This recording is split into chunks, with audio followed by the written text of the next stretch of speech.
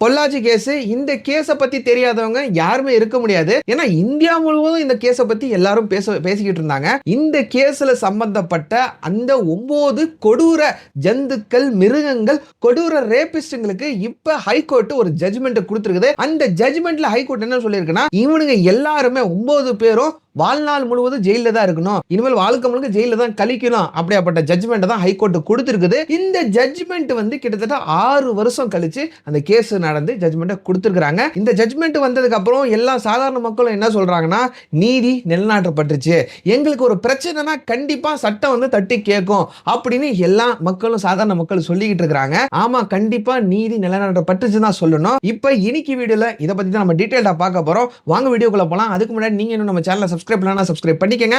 அப்பதான் இந்த மாதிரி வீடியோஸ் எல்லாம் நம்ம சேனல்ல டெய்லி அப்லோட் பண்ணிட்டு வரோம். இந்த வீடியோஸ் எல்லாம் மிஸ் ஆகாம நீங்களும் பார்க்க முடியும், உங்களுக்கு நோட்டிபிகேஷன் வரும். Hello everyone, this is Yasser.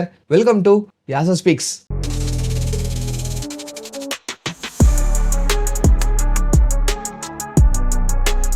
Coimbatore பக்கத்தில் இருக்கக்கூடிய பொள்ளாச்சி அப்படின்னு சொல்லப்படக்கூடிய ஊரில் தான் இந்த சம்பவம் நடக்குது. இந்த சம்பவத்தில் வந்து யார் இருக்கான்னு பார்த்தோன்னா, ஒரு 9 ஃப்ரெண்ட்ஸுங்க சேர்ந்துக்கிட்டு என்ன பண்ணுறான்னு பார்த்தீங்கன்னா, இந்த ஃபேஸ்புக் சோஷியல் மீடியா பிளாட்ஃபார்ம்லாம் எக்கச்சக்கமான ஃபேக் ஐடியாஸ்லாம் கிரியேட் பண்ண ஆரம்பிக்கிறாங்க. ஃபேக் ஐடியாஸ்லாம் கிரியேட் பண்ணி இவனுங்க இந்த காலேஜ் போகக்கூடிய பெண்களாக இருக்கட்டும், இல்லாட்டி வீட்டோட இருக்கக்கூடிய அந்த கல்யாணம் ஆன பெண்களாக இருக்கட்டும், இல்லாட்டி வேலைக்கு போகக்கூடிய பெண்களாக இருக்கட்டும், இவங்களெல்லாம் டார்கெட் பண்ணி இவங்ககிட்டலாம் பழக ஆரம்பிக்கிறாங்க. பழக ஆரம்பிச்சதுக்கப்புறம் ஒரு நாள் வந்து இவனுங்களோட ஒரிஜினல் ஐடென்டிட்டியை ரிவீல் பண்ணுறானுங்க. ஏன்னா ஃபேக் ஐடியில் தான் இவங்க பேசிக்கிட்டு இருந்துருக்கானுங்க. ஒரிஜினல் ஐடென்டிட்டியை ரிவீல் பண்ணுறாங்க. ரிவீல் பண்ணிட்டு இவனுங்க என்ன சொல்கிறாங்கன்னா, அந்த பெண்கள்கிட்டலாம், நான் வந்து உன்னை காதலிக்கிறேன். ஏன்னா தனித்தனியாக ஆளுங்க தான் தனித்தனியாக பண்ணிக்கிட்டு இருக்கிறானுங்க. நான் வந்து உன்னை காதலிக்கிறேன், நான் வந்து நம்ம 2 பேரும் கல்யாணம் பண்ணிக்கலாம் அப்படின்னு சொல்லிட்டு இந்த பொய்யான லவ் ப்ரொபோசல்லாம் பண்ண ஆரம்பிக்கிறாங்க. லவ் ப்ரொபோசல்லாம் பண்ண ஆரம்பிச்சதுக்கப்புறம் இந்த பெண்களும் கொஞ்சம் கொஞ்சமாக இவங்களை நம்ப ஆரம்பிக்கிறாங்க. நம்ப ஆரம்பிச்சதுக்கப்புறம் அந்த பாண்டிங், அந்த பழக்க வழக்கம் வந்து ரொம்ப ஸ்ட்ராங்காக ஆரம்பிக்குது. ஸ்ட்ராங்காக ஆரம்பிச்சதுக்கப்புறம் இவங்க என்ன பண்ணுறாங்கன்னா, ஆன்லைனில் இருந்து அந்த பழக்க வழக்கத்தை ஆஃப்லைனுக்கு கொண்டு வரானுங்க. ஆஃப்லைனுக்கு கொண்டு வந்ததுக்கப்புறம் இவனுங்க 9 பேர் சேர்ந்து ஒரு ஃபார்ம் ஹவுஸ் ஒன்று தனியாக வாங்கி வச்சிருக்காங்க. அந்த ஃபார்ம் ஹவுஸுக்கு இந்த ஒரு பெண்ணாக கூட்டிகிட்டு வராங்க. ஒரு ஆளாக போய் ஒரு பெண்ணாக கூட்டிகிட்டு வராங்க. பெண்ணாக கூட்டிகிட்டு வந்ததுக்கப்புறம் அந்த ஃபார்ம் ஹவுஸ் வந்து இவங்க வந்து அந்த பொண்ணு கூட நெருக்கமாக ஆரம்பிக்கிறாங்க.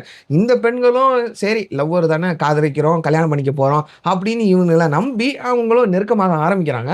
நெருக்கமாக ஆரம்பிச்சதுக்கப்புறம் அந்த பொண்ணுங்களை வந்து அப்யூஸ் பண்ண ஆரம்பிச்சதுக்கப்புறம் இவங்க என்ன பண்ணுறாங்கன்னா, அந்த பொண்ணுங்க கூட நெருக்கமாக இருக்கிறத வந்து ஒரு வீடியோவாக எடுத்து வச்சுக்க ஆரம்பிக்கிறாங்க. எடுத்து வச்சுட்டு இருக்கிறதுக்கப்புறம் அந்த வீடியோவை வச்சு இவனுங்க வந்து பிளாக்மெயில் பண்ண ஆரம்பிக்கிறாங்க. ஒரு பொண்ணையும் பிளாக்மெயில் பண்ண ஆரம்பிக்கிறாங்க. பிளாக்மெயில் மூலமா அவனுக்கு என்ன பண்ணியிருக்கானுங்கன்னா, அந்த பெண்களை திரும்ப திரும்ப ஃபார்ம் ஹவுஸுக்கு கூப்பிட்டுட்டு வந்திருக்கானுங்க. கூப்பிட்டுட்டு வந்து 9 பேர் சேர்ந்து தனித்தனியாக இல்லாட்டி சேர்ந்து அந்த பெண்களை வந்து அப்யூஸ் பண்ணியிருக்காங்க, யூஸ் பண்ணியிருக்கானுங்க. அதுக்கப்புறம் அந்த பெண்களை வந்து மிரட்டி பணம் பறிச்சிருக்கிறானுங்க. நகை கொண்டு வா, பணம் கொண்டு வா, பணம் சம்பாதிக்கிற பெண்ணாக இருந்தால், வேலைக்கு போகிற பெண்களாக இருந்தால் அவனுங்கிட்ட வந்து பணம் கேட்கறதா இருக்கட்டும், இல்லாட்டி வீட்டு பெண்களாக இருந்தால், அந்த கல்யாணம் ஆகியிருந்தால் உன் வீட்டுக்காரருக்கு இந்த வீடியோ காட்டிடும் அப்படின்னு சொல்லிட்டு மிரட்டி அந்த பெண்கள்கிட்ட இருக்கக்கூடிய நகையை வந்து பறிச்சிருக்காங்க. இந்த மாதிரி எக்கச்சக்கமான வேலைகளை பண்ணியிருக்காங்க இந்த கொடூர ஜந்துக்கள். இந்த வேலைகள் வந்து இவனுங்க 2014 இருந்தே பண்ண ஆரம்பிச்சிருக்கிறானுங்க. 2014 இருந்து 2019 வரைக்கும் பண்ணியிருக்காங்க. கிட்டத்தட்ட 200-250க்கு மேல பெண்களை வந்து இவங்க சீரழிச்சிருக்காங்க. இது வந்து இவனுங்க எப்படி பண்றானுங்கன்னா, இந்த ஃபார்ம் ஹவுஸுக்கு இவங்க கூட்டிட்டு வராங்க. ஒரு பெண்ணா கூட்டிட்டு வரானுங்களா. கூட்டிட்டு வரும்போது 9 பேரும் அந்த ஃபார்ம் ஹவுஸ்ல இருந்திருக்கானுங்க. ஒரு ஆளா இந்த மாதிரி இந்த ஒரு பொண்ணை வந்து அபியூஸ் பண்ணும்போது இந்த மறைஞ்சிருந்து இவனுங்க ஃப்ரெண்ட்ஸுங்க எல்லாம் மறைஞ்சிருந்து 8 பேர் மறைஞ்சிருந்து அந்த பொண்ணுகிட்ட இருக்கக்கூடிய அந்த நெருக்கமா இருக்கக்கூடியது வந்து வீடியோ எடுத்து வச்சுக்கிறாங்க. வீடியோ எடுத்து வச்சுதான் இந்த பெண்களை வந்து பிளாக்மெயில் பண்ண ஆரம்பிக்கிறாங்க. இது வந்து 2014 நான் சொன்ன மாதிரி 2014 வந்து பண்ணிக்கிட்டு இருந்திருக்காங்க. 2019 பிப்ரவரி மாதம் என்ன ஆகுதுன்னா, இந்த மாதிரி ஒரு பொண்ணு வந்து ஏமாந்துருச்சு. ஆல்ரெடி இந்த பசங்கள்ட்ட ஏமாந்துருச்சு. ஏமாந்த பொண்ணு வந்து இந்த இது வந்து யாருக்கும் அடுத்தது பண்ணிடக்கூடாது, இவனுக்கு வந்து இதை விட்டா பண்ணிக்கிட்டே இருப்பானுங்க, ஏன்னா ஏற்கனவே 250-280 பெண்களை வந்து சீரழிச்சிட்டானுங்க, இதுக்கு மேலே விட்டா பண்ணிக்கிட்டே இருப்பானுங்க சொல்லிட்டு ஒரு பொண்ணு வந்து போல்டா இது வந்து கம்ப்ளைண்ட் ஃபைல் பண்ணுது. இந்த மாதிரி நான் மாட்டிக்கிட்டேன், இந்த மாதிரி பிரச்சனையில் இருக்கிறேன் அப்படின்னு சொல்லிட்டு ஒரு கம்ப்ளைண்ட்டை ஃபைல் பண்ணுது. அந்த கம்ப்ளைண்ட்டை வந்து ஃபைல் பண்ணதுக்கு அப்புறம் போலீஸ் ஆளுங்கெல்லாம் என்ன பண்றாங்கன்னா, இவங்களை போய் விசாரிக்க ஆரம்பிக்கிறாங்க, இன்வெஸ்டிகேஷன் பண்ண ஆரம்பிக்கிறாங்க. இன்வெஸ்டிகேஷன் பண்ண ஆரம்பிச்சதுக்கு அப்புறம் தான் தெரியுது, இவனுங்கள்ல சில பேர் வந்து எம்எல்ஏ பசங்க இந்த பொலிட்டிக்கல் சப்போர்ட்லாம் வச்சிருந்துருக்காங்க. அதுக்கப்புறம் அவங்கள்ட்ட இருந்து ஃபோனு, லேப்டாப், அந்த ஃபார்ம் ஹவுஸுக்கு போய் ஃபோனு, லேப்டாப்லாம் எடுக்கிறாங்க. எடுத்து பார்த்தா இதுல எக்கச்சக்கமான பெண்களோட வீடியோஸ் இருந்திருக்கு. இந்த பொண்ணு வந்து என்ன கம்ப்ளைண்ட் பண்ணுச்சோ, அந்த பொண்ணு கம்ப்ளைண்ட் பண்ண மாரியே இவனுங்க ஃபோன்லயும், இவனுங்க லேப்டாப்லயும் எக்கச்சக்கமான வீடியோஸ் இருந்திருக்குது.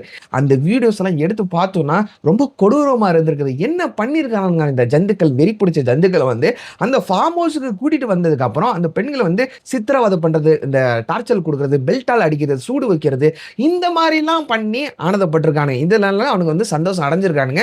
அண்ட் அந்த ஃபார்ம் ஹவுஸ் வந்து ஒரு ஸ்டூடியோ மாரி, சவுண்ட் ப்ரூஃப் ஸ்டூடியோ மாரி செட்டப் பண்ணி வச்சிருக்கானுங்க. எதனால பண்ணி வச்சிருக்காங்கன்னா, அப்பதானே இவங்க ஏதாச்சும் அது அலறி, கதறுனா அது வந்து வெளியில சவுண்ட் போகாது. அதனால சவுண்ட் ப்ரூஃபிங் சிஸ்டம்லாம் பண்ணி வச்சிருக்கானுங்க அந்த ஃபார்ம் ஹவுஸ்ல. எவ்வளோ கொடூரமான மிருகங்கள் இவனுங்கலாம். இவனுங்கலாம் என்ன பண்றதுன்னு தெரியல. சரி நம்ம கேஸுக்குள்ள வருவோம். இப்ப 2019 அன்னைக்கு 2019 பிப்ரவரி மாசம் இந்த பொண்ணு வந்து கம்ப்ளைண்ட் குடுக்குது. இந்த பொண்ணு கம்ப்ளைண்ட் குடுத்ததுக்கு அப்புறம் இன்வெஸ்டிகேஷன்லாம் பண்றாங்க. அதுல தான் இந்த 9 பேரு மாட்றானுங்க. அதுல ஒருத்தன் பேரு வந்து சபரிராஜன், இன்னொருத்தன் பேரு வந்து திருநாவுக்கரசு, சதீஷ்குமார், வசந்த், மணிவண்ணன், பாபு, ஹெரான் பால், அருணானந்தம், அருண்குமார். இந்த 9 ஆளுங்களும் மாட்றானுங்க. ஃபர்ஸ்ட் 9 ஆளும் புடிக்கல. ஆனா ஒருத்தனா ஃபர்ஸ்ட் 3 பேர புடிக்கிறாங்க. அப்புறம் 4, அப்புறம் 5 இந்த மாரி 9 ஆளுங்களும் மாட்றானுங்க. 9 ஆள் மாட்டுனதுக்கு அப்புறம் இந்த கேஸ் ஃபைல் பண்ணப்படுது. இன்வெஸ்டிகேஷன் நடந்துகிட்டே இருக்குது. இன்வெஸ்டிகேஷன் நடக்க தான் ஃபர்ஸ்ட் ஒரு பொண்ணு வந்து கம்ப்ளைண்ட் குடுத்துட்டு, அதுக்கப்புறம் இந்த இவனுங்கனால பாதிக்கப்பட்ட பல பெண்கள் 85 பெண்கள் வந்து இந்த மாரி கம்ப்ளைண்ட் குடுக்குறாங்க. வாக்குமூலம் குடுக்க ஆரம்பிக்கிறாங்க. வாக்குமூலம் குடுக்க கேஸ் ரொம்ப ஸ்ட்ராங் ஆக ஆரம்பிக்குது. கேஸ் ஸ்ட்ராங் ஆனதுக்கு அப்புறம் இப்ப 6 வருஷம் கழிச்சு 2019ல போட்ட கேஸ் வந்து 6 வருஷம் கழிச்சு இப்ப ஜட்ஜ்மெண்ட் குடுத்துருக்காங்க.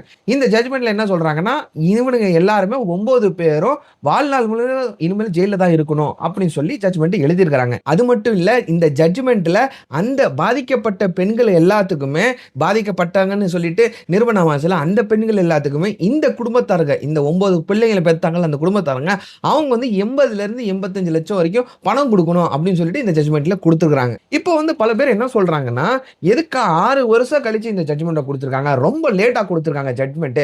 இது சீக்கிரமா நடவடிக்கை எடுத்து சீக்கிரமா குடுத்துக்கணும் அப்படின்னு பல பேர் சொல்றாங்க. சொல்றது கரெக்ட் தான். இருந்தாலும் இப்ப வந்து கோர்ட் வந்து 2 விஷயத்துல கிளியரா இருக்கான். ஒண்ணு வந்து கண்டிப்பா குற்றவாளி வந்து தண்டிக்கப்படணும். கண்டிப்பா சட்டத்து பிடியிலிருந்து யாரும் தப்பிக்க கூடாதுன்னு கோர்ட் வந்து கிளியரா இருக்கும். இன்னொரு விஷயத்துல என்ன கிளியர்ன்னு பார்த்தோம்னா, எந்த அளவுக்கு கோர்ட் வந்து குற்றவாளி தண்டிக்கப்படணும்னு நினைக்கிறாங்களோ, அதே அளவுக்கு ஒரு நிரபராதி கூட தண்டிக்கப்படக்கூடாது. இந்த இதுல வந்து மாட்டிறக்கூடாதுன்னு சொல்லிட்டு அதுலயும் விஷன்ல கிளியரா இருப்பாங்க கோர்ட் ஆளுங்க எல்லாருமே. சோ இப்ப தப்பி தவறி ஏதாவது ஒரு ஜட்ஜ்மெண்ட் குடுத்துட்டோம்னு வச்சுக்கோங்களேன், இன்வெஸ்டிகேஷன் சின்ன இன்வெஸ்டிகேஷன் பண்ணி ஏதாவது தப்பா இன்வெஸ்டிகேஷன் பண்ணிட்டு அதுக்கப்புறம் ஆதாரம் ஏதோ 4 பேர் வந்து குடுக்குறாங்கன்னு சொல்லிட்டு டக்குன்னு நம்ம வந்து ஜட்ஜ்மெண்ட் குடுத்துட்டோம்னா, அந்த நிரபராதி வந்து தண்டிக்கப்பட்டுருவாரு. அதுக்கப்புறம் அவனோட வாழ்க்கையே சீரழிஞ்சிரும். சோ இதனால கிளியரா இந்த விஷயத்துல வந்து கிளியரா இருக்கக்கூடிய கோர்ட் இந்த கேஸ் வந்து 6 வருஷம் இழுத்து 6 வருஷம் கரெக்ட்டா இன்வெஸ்டிகேஷன் பண்ணி அதுக்கப்புறம் தான் இவனுக்கு தண்டனை குடுத்துருக்குது. இந்த தண்டனையில இவனுக்கு வந்து வாழ்நாள் முழுக்க ஜெயில்ல இருக்கணும் அப்படின்னு சொல்லிட்டு ஹைகோர்ட் வந்து தண்டனை குடுக்குறாங்க. ஆனா என்னைய கேட்டீங்கன்னா, மக்கள் பல பேர்ல கேட்டோம்னா, இவனுங்களுக்கு வந்து இந்த தண்டனை பத்தாது. வாழ்நாள் முழுவதும் ஜெயிலுக்கு குடுத்துட்டாங்க. ஆனா இந்த தண்டனைலாம் பத்தாது. மோசமான கொடூர தண்டனை இவனுக்கு குடுக்கணும் அப்படின்னு தான் பல பேர் சொல்றாங்க. நானும் அதுதான் சொல்றேன். மோசமான தண்டனை குடுக்கணும். ஆனா மத்த நாடுகள்லாம் இந்த மாரி ரேப் கேஸ்லலாம் மாட்டிக்கிட்டானுங்கன்னா, மோசமான தண்டனை குடுக்குறாங்க. அந்த மாரி இவனுங்களுக்கு மோசமான தண்டனை குடுக்கணும். சும்மா ஜெயில்ல உட்கார வச்சுக்கிட்டு சோறு போட்டு இவனுங்கள வளர்த்து விட்டுட்டு இருக்கக்கூடாது. வாழ்நாள் முழுவதும் ஜெயிலு தான். ஆனா ஜெயில்ல உட்கார வச்சு சோறு போடுறது வந்து இவனுங்க உலகத்துல வாழ்றதுக்கே தகுதி இல்லாதவங்க. ஏன்னா இவனுங்களும் அக்கா தங்கச்சியோட தான் பொறந்திருப்பானுங்க. இவனுங்களும் வந்து அம்மா வீட்ல இருந்து தான் பொறந்திருப்பானுங்க. அவங்களால நினைச்சிருந்தா இந்த மாரி பண்ணியிருப்பானுங்களா? ஏன்னா இதுல என்ன இன்னொரு விஷயம் சொல்லணும்னா, இவனுங்க வந்து அவங்களையும் விடமாட்டானுங்க. அந்த மாரி ஒரு கொடூர ஜந்துக்கள் தான். வெறி பிடிச்ச ஒரு மிருகங்கள் தான் இவனுங்கன்னு சொல்லணும். இதுல முக்கியமான விஷயம் என்னன்னா, அந்த திருநாவுக்கரசோட அம்மா வந்து மீடியா முன்னாடி சொல்லிக்கிட்டு இருக்காங்க. என் மகன் வந்து நிரபராதி, இன்னோசென்ட் அப்படின்னு சொல்லிட்டு இருக்காங்க. தாயோட மனசு அப்படிதான் இருக்கும். இருந்தாலும் நீங்க யோசனை பண்ணி பாருங்க. உங்களுக்கு ஒரு மகன் இருக்குது. திருநாவுக்கரசுக்கு தங்கச்சியோ, அக்காவோ இருக்குன்னு சொல்றாங்க. அந்த தங்கச்சி அக்காவை இவன் விட்டு வச்சிருக்க மாட்டான்.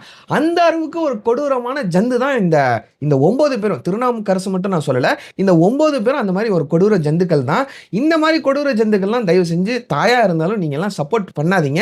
இவனுக்கு கண்டிப்பா தண்டனை வழங்கப்பட்டது தான் கரெக்ட். நீங்க வந்து சப்போர்ட் பண்ணிட்டு வரீங்க. மகன்னு சொல்லிட்டு சப்போர்ட் பண்ணிட்டு வரீங்க. நீங்க நினைச்சு பாருங்க. உங்களோட மகளோட வாழ்க்கைய நினைச்சு பாருங்க. உங்க மகமாரி தான் கிட்டத்தட்ட 250க்கு மேல பெண்களோட வாழ்க்கைய வந்து இவன் சீரழிச்சிருக்கான். உங்களோட மகளையும் இவன் விட்டு வச்சிருக்க மாட்டான். மாட்டான். ஸோ இவனுக்கு தண்டனை கொடுத்தது கரெக்ட் தான். இந்த தண்டனை வந்து இன்னும் கடுமையான தண்டனை தான் கொடுத்துருக்கணும் ஒழிய இவனுக்கு வந்து தண்டனை கொடுக்காம விட்டுருங்க அப்படின்னு சொல்லிட்டு தயவு செஞ்சு முன் வராதீங்க. நான் இன்னொரு விஷயம் இந்த வீடியோ மூலமா என்ன சொல்லிக்க விரும்புறேன்னா, இந்த மாதிரி தப்பு யாராச்சும் அவங்களோட பசங்க யாராச்சும் பண்ணாங்கன்னா அவங்களோட தாய்மார்களே தயவு செஞ்சு தண்டனை வாங்கி கொடுத்துருங்க. அப்பதான் இவனுங்கெல்லாம் திருந்துவானுங்க. இல்லாட்டி இது வந்து நாளடைவில் அதிகரிச்சுக்கிட்டு தான் போய்கிட்டே இருக்கும். அது இந்த சோஷியல் மீடியாலாம் வந்ததுக்கு அப்புறம் ரொம்ப இந்த மாதிரி கேஸ் நிறைய வந்துகிட்டே இருக்குது. இந்த மாதிரி வந்துகிட்டே தான் இருப்பானுங்க. தொண்ட வந்துகிட்டே தான் இருப்பாங்க. அதனால நான் என்ன சொல்றேன்னா, அவங்கவுங்க வீட்லயே அவனுங்க வந்து தக்க தண்டனை வாங்கி கொடுத்துருங்க. அப்பதான் அவனுங்களுக்கு பயம் வரும். இந்த மாதிரி தப்பு செய்ய போனாங்கன்னா, ஐயோ நம்ம வீட்டில் நம்மளை தண்டிப்பாங்களேன்னு சொல்லிட்டு அவனுக்கு பயம் வரும். வீட்டு பயம் இருந்தால் தான் இவங்க வந்து இந்த மாதிரி நாட்டில் வந்து இந்த மாதிரி தப்பான செயல்களை செய்ய மாட்டாங்க. ஸோ அவங்களோட வீட்டு ஆளுங்களை அவங்களோட பேரண்ட்ஸை தயவு செஞ்சு அவங்களுக்கு ஒரு தண்டனை கொடுத்துருங்க. இப்போ இந்த மாதிரி கேஸ் வந்து எக்கச்சக்கமாக கேஸ் வந்து ரிஜிஸ்டர் ஆகிட்டு தான் இருக்குது. முக்கியமாக இந்த சோஷியல் மீடியா வந்ததுக்கப்புறம், இந்த இன்டர்நெட்லாம் வந்ததுக்கப்புறம் இது வந்து ரொம்ப அதிகரிச்சுக்கிட்டு தான் இருக்குது. ஸோ நான் இந்த வீடியோ மூலமாக நான் என்ன சொல்லிக்க விரும்புகிறேன்னா, தயவு செஞ்சு இந்த மாதிரி யாராச்சும் ஃப்ரெண்ட் ரிக்வெஸ்ட் பழக வழக்கம் இந்த மாதிரி பண்ணிக்கிறீங்கன்னா தயவு செஞ்சு இந்த மாதிரி பழக ஆரம்பிக்காதீங்க. சோஷியல் மீடியாவில் வந்து பேச ஆரம்பிச்சு, சோஷியல் மீடியா மூலியமாக பழக ஆரம்பிச்சு இந்த மாதிரிலாம் யாரையும் நம்ப ஆரம்பிக்காதீங்க. இதனால இன்னொரு விஷயம் என்ன ஆக ஆரம்பிக்குதுன்னா, நல்ல பசங்க மேலேயே பல பெண்கள் வந்து டவுட் பட ஆரம்பிக்கிறாங்க. டவுட்டா இருக்கிறது தான் கரெக்ட். என்னைய கேட்டீங்கன்னா கண்டிப்பா நீங்க டவுட் படுறது தான் கரெக்ட். நீங்க வந்து அவங்க மேல சந்தேகப்படுறதா கரெக்ட். யாரையும் தயவு செஞ்சு நம்பாதீங்க. அதுதான் நான் இதை சொல்லிக்குவேன். எதனால நான் சொல்றேன்னா, ஏன்னா எந்த புத்துல எந்த பாம்பு இருக்குன்னு சொல்ல முடியாது. எல்லாருமே நல்லவனா இருக்கும்னு சொல்ல முடியாது. ஏன்னா ஒரு பையனா இருந்துக்கிட்டு நீ இந்த மாதிரி பேசுறியே அப்படின்னு பல பேர் சொல்லுவீங்க. இந்த மாதிரி கமெண்ட் பண்றதுக்கு முன்னாடியோ இல்ல இந்த மாதிரி சொல்றதுக்கு முன்னாடி இந்த மாதிரி யோசிக்கிறதுக்கு முன்னாடியும் இன்னொரு விஷயத்தை நீங்க யோசிச்சு பாருங்க. நம்ம எல்லாத்துக்கும் தங்கச்சிங்க அக்காங்க இருப்பாங்க. அப்படி தங்கச்சிங்க அக்காங்க இல்லைனா கூட நம்மளுக்கு வந்து தாய்ங்க இருப்பாங்க, நம்மளுக்கு அம்மா இருப்பாங்க. அவங்களாம் நினைச்சு பாருங்க.